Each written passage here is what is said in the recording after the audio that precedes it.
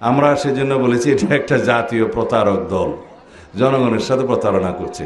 তারা যদি বলতো এই দেশের মানুষের জন্য তারা কি করবে, এই দেশের জন্য তারা কি করবে, সেই পরিকল্পনা ইশতেহার যদি তারা প্রকাশ করে, মানুষ যদি পছন্দ করে তাদেরকে ভোট দেবে। এটাই তো রাজনীতি, এটাই গণতান্ত্রিক চর্চা। সুতরাং ধর্মকে রাজনৈতিক হাতিয়ার হিসাবে ব্যবহার করা উচিত নয়। আমরা লক্ষ্য করেছি যে বিগত কয়েকদিনে কিছু বিচ্ছিন্ন ঘটনা ঘটিয়েছে। এই বাংলাদেশ জামাত ইসলামী বিভিন্ন জায়গায় সারা দেশে উত্তেজনা সৃষ্টি করছে, বিভিন্ন জায়গায় মিছিল মিটিং করছে। উদ্দেশ্য হচ্ছে তারা যেন নির্বাচনকে প্রশ্নবিদ্ধ করতে পারে। কিন্তু যেখানে আইন শৃঙ্খলা পরিস্থিতির অবনতি হবে সেটা সরকার দেখবে, নির্বাচন কমিশন দেখবে, স্বরাষ্ট্র মন্ত্রণালয় দেখবে, আইন শৃঙ্খলা রক্ষাকারী বাহিনী দেখবে।